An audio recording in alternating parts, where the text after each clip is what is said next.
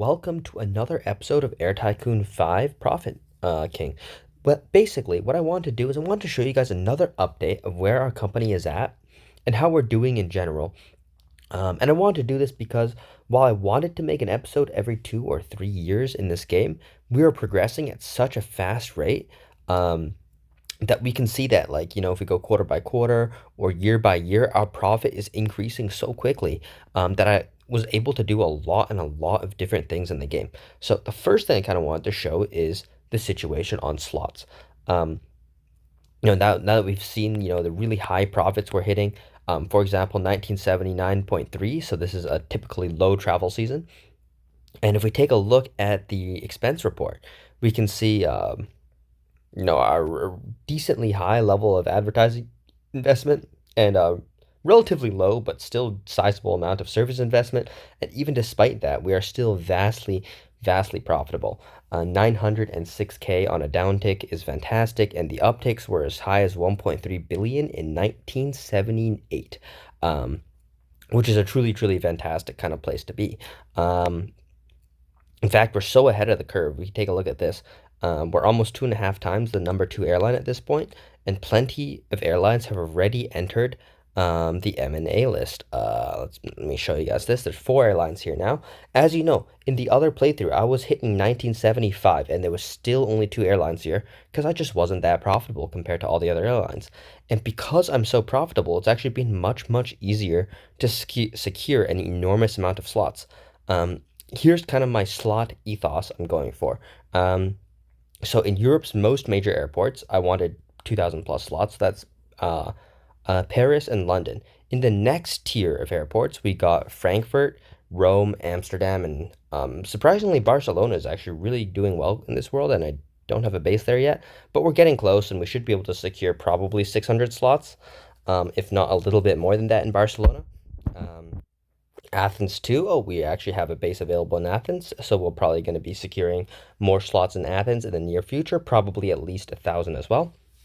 But yeah, it got sidetracked a little bit there. But what I was trying to say is I want at least 1,000 slots in every major European airport. So that's Madrid, Barca, Rome, Athens, Frankfurt, Paris, Amsterdam, and London. As you can see, we've already achieved that for everywhere except for Barcelona and Athens. For Cairo, Istanbul, and Moscow, which are all a little bit smaller than those other 3, I'm pretty okay if I only end up with about 500 to 750 slots. I would prefer 750, but that's looking really difficult for for an airport like Moscow, where I forgot to invest in it. Whereas for Istanbul, I'm in zero hurry because nobody else is based there. Whoops, I do not want to pass the turn. And same with Cairo. No one else is based there, so I'm in no hurry whatsoever. Now, in Asia, despite the cities in general being a lot bigger, like Seoul has almost got 1,000 combined business and tour. Guangzhou has got 500. Beijing has got 950. Did I say Guangzhou has 500 or 900? Because I meant to say 900. Hong Kong's got 800. So these are a lot bigger than every European city except for Paris and London.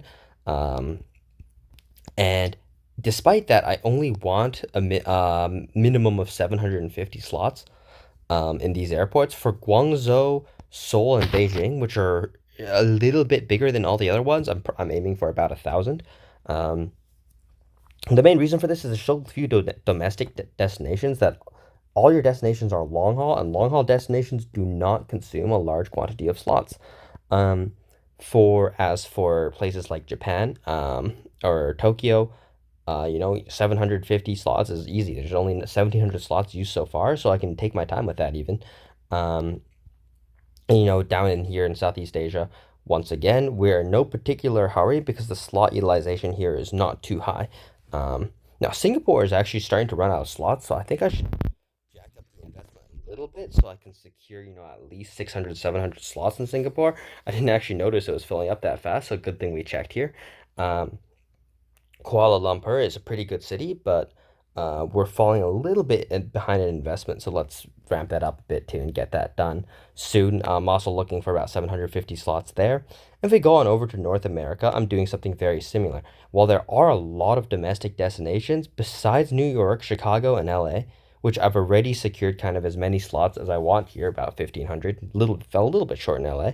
The kind of next best airports, Houston, Dallas, Atlanta, Charlotte, and Boston. Um, I think I'll only need about 700, 500 to 700 slots in here.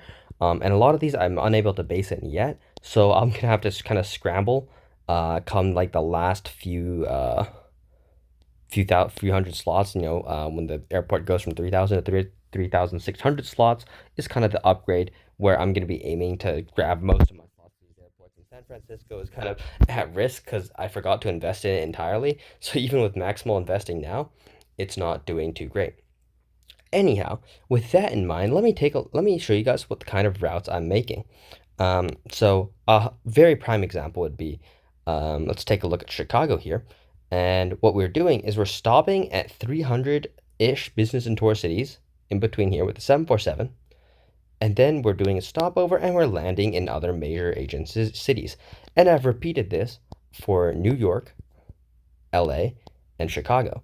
In addition to that, we're also flying to even smaller cities with 707s, like this should be a 707, yep. So cities with about 200 to 250 business and tour, or just 200 to 300 in general, is kind of the range where we're using 707s or DC-8s, depending on the range.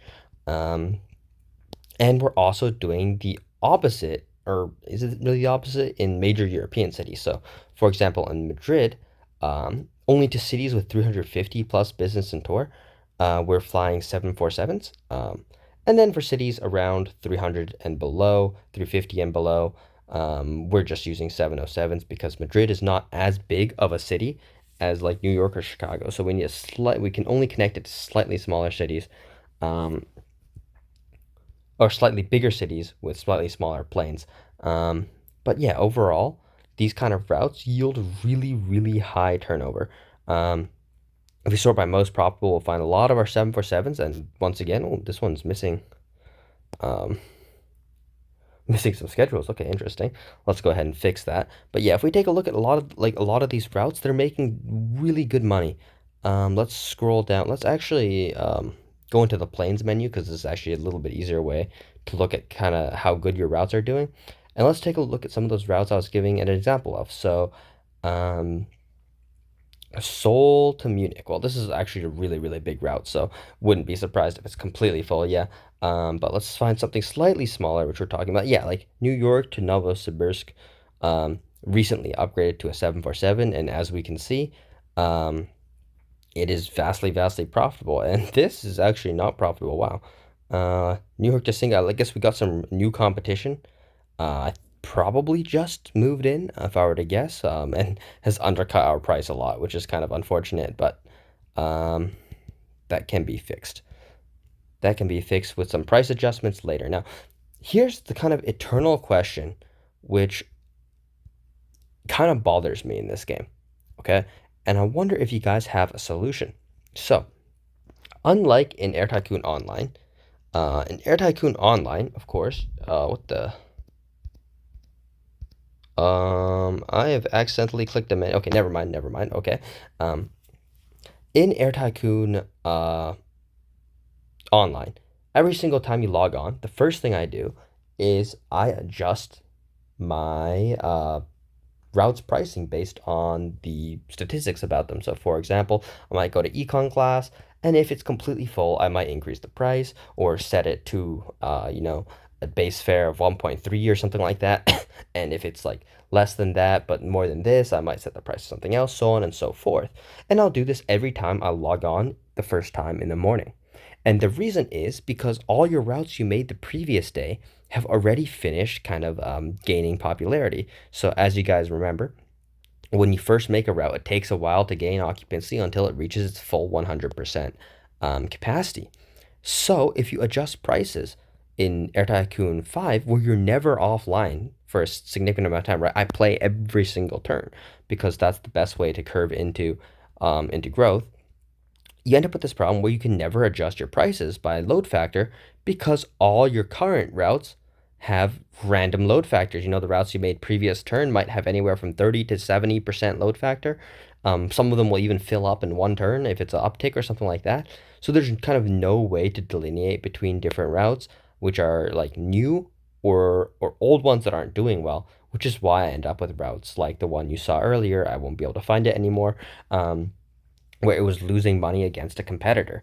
Um, the I guess the easy solution to that is just don't fly on competitive routes, which I guess is a solution, which is the one I'm intending on using. But it feels kind of unfortunate to do that, even though I know in my heart I'm actually not really losing out. Anyhow, like taking a look at like a lot of the routes we're opening, as we can see, some of them have huge variance, which is not great, but other ones are doing fantastically and are 100% full all the time. I think this is just a property of the fact that it shows how much smaller Tokyo is compared to New York, and New York is also farther from or closer to Gothenburg than Tokyo is, and therefore, um, the kind of system the game uses to generate the passenger count is much lower for Tokyo to compensate for the farther distance. Um, no, that's kind of good, but yeah, it's just kind of showing you guys the kind of routes on the low end of what is good. As we can see, the Chicago end of the route is great, and the Prague end of the route is not doing so well because for some reason there's a competitor. That is really unexpected. Um, yeah, I wouldn't expect that in like a million years for someone to compete in there. It definitely was not competitive when I opened it. I'll tell you that much. Yeah, it's kind of curious for me too. I'm just kind of curious how all these routes are doing, um, and they seem to be doing fine most of the time, which is why overall our company is doing really well. Anyways, that's the progress update I wanted to give for today. Hopefully you guys enjoyed and learned a little bit something about the kind of routes you can open that are extremely profitable for 747s. Um, and for everything which is not that big, you can just fly a 707 on it or something until you unlock slightly bigger aircraft with more favorable characteristics. Anyways, hopefully you guys enjoyed, and I'll see you guys next time. Peace.